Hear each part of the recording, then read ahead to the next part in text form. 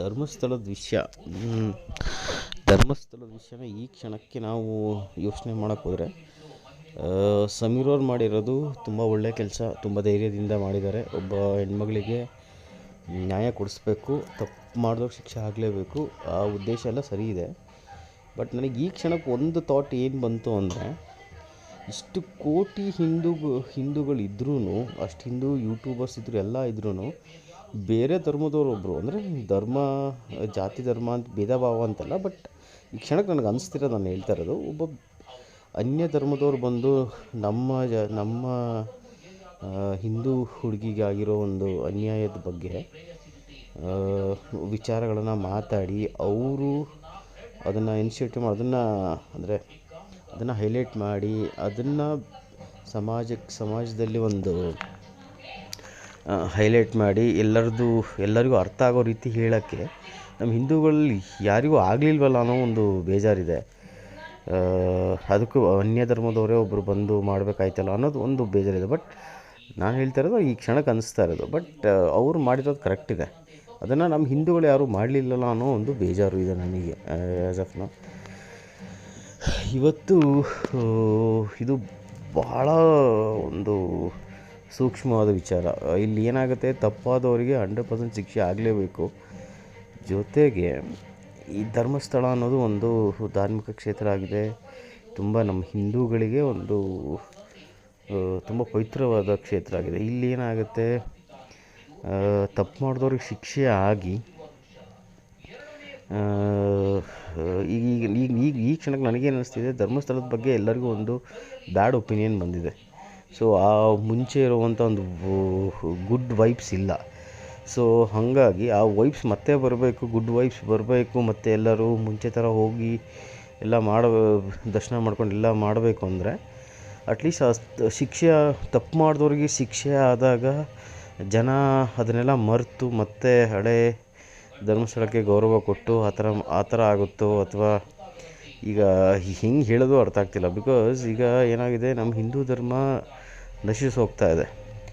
ಈಗ ನಾವು ಹಿಂದೂಗಳು ನಂಬ್ಕೊಂಡಿರೋ ಈ ದೇವಸ್ಥಾನದ ಬಗ್ಗೆ ನಾವು ಅದು ಇದು ಮಾಡಿ ಅಲ್ಲೇನೋ ಮುಂದೆ ಪ್ರಾಬ್ಲಮ್ ಆದರೆ ನಮ್ಮ ಹಿಂದೂಗಳಿಗೆ ಲಾಸ್ ಬಿಟ್ಟರೆ ಬೇರೆ ಏನಿಲ್ಲ. ಬಟ್ ಅದ್ರ ಜೊತೆಗೆ ತಪ್ಪಾದವ್ರಿಗೂ ಶಿಕ್ಷೆ ಕೊಡಿಸೋದು ಅಷ್ಟೇ ನಮ್ಮದು ಜವಾಬ್ದಾರಿ ಇದೆ. ಸೊ ಹಾಗಾಗಿ ಇದು ಭಾಳ ಸೂಕ್ಷ್ಮವಾಗಿದೆ ವಿಚಾರ.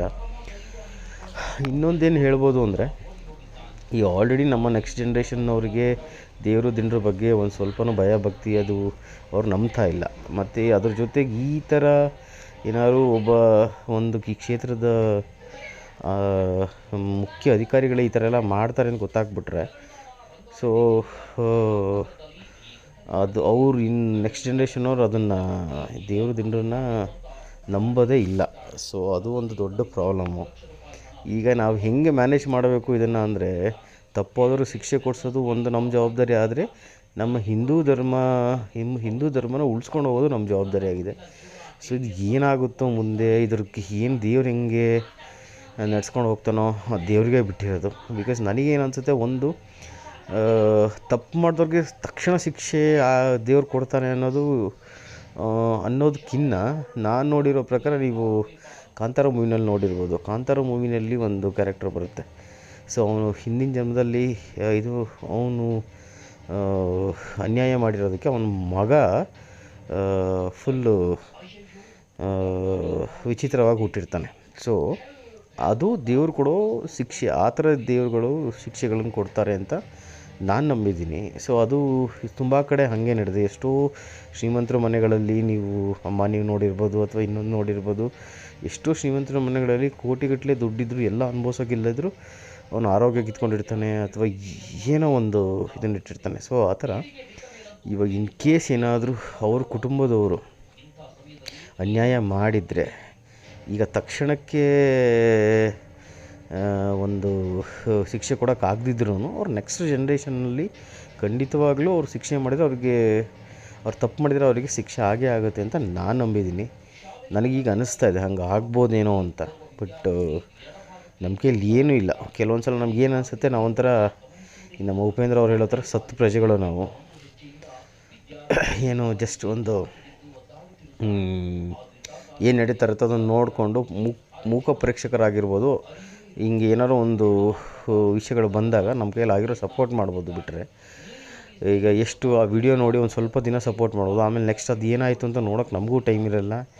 ಈ ಟ್ಯಾಕ್ಸು ಈ ರೇಟ್ಗಳಲ್ಲಿ ನಾವು ದುಡ್ಕೊಂಡು ನಮ್ಮ ಜೀವನ ಸಾಗಿಸೋದೇ ಕಷ್ಟ ಆಗಿರುತ್ತೆ. ಸೊ ಹಾಗಾಗಿ ಈ ಕೇಸಲ್ಲಿ ಏನಾಗಿದೆ ಅಂದರೆ ತುಂಬ ಸೂಕ್ಷ್ಮವಾದ ಕೇಸ್ ಆಗಿದೆ ಇದು. ತುಂಬ ಕಷ್ಟ, ಹೆಂಗಾದರೆ ಏನು ಮಾಡಿದ್ರೆ ಏನಾಗುತ್ತೆ ಅನ್ನೋದೇ ದೊಡ್ಡ ತಲೆಬಿಸಿ ಆಗ್ತಾಯಿದೆ ಅನಿಸುತ್ತೆ. ಬಿಕಾಸ್ ಇವಾಗ ನೋಡಿ, ತಪ್ಪಾದರೂ ಶಿಕ್ಷೆ ಆಗಲೇಬೇಕು, ಅದು 100%. ಅದನ್ನು ಆಗಲೇಬೇಕು ಅಂತ, ಅದು ಎಷ್ಟೇ ದೊಡ್ಡ ಶ್ರೀಮಂತರಾಗಲಿ ಏನೇ ಆಗಲಿ ಆಗಲೇಬೇಕು. ಅದು ಒಂದು ಅದ್ರ ಜೊತೆಗೆ ನಮ್ಮ ಹಿಂದೂ ಧರ್ಮಕ್ಕೂ ಏನೂ ಧಕ್ಕೆ ಆಗದೇ ಇರೋ ಥರ,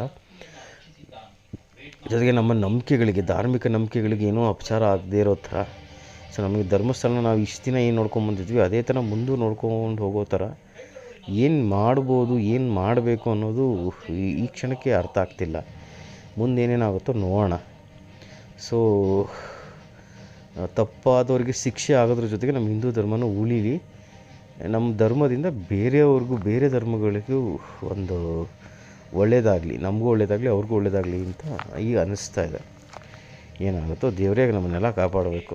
ನಾವು ಹೇಳೋದಲ್ಲ, ಉಪೇಂದ್ರ ಹೇಳೋದು, ನಾವು ಸತ್ ಪ್ರಜೆಗಳು ಕೆಲವೊಂದು ಸಲ ಜಸ್ಟು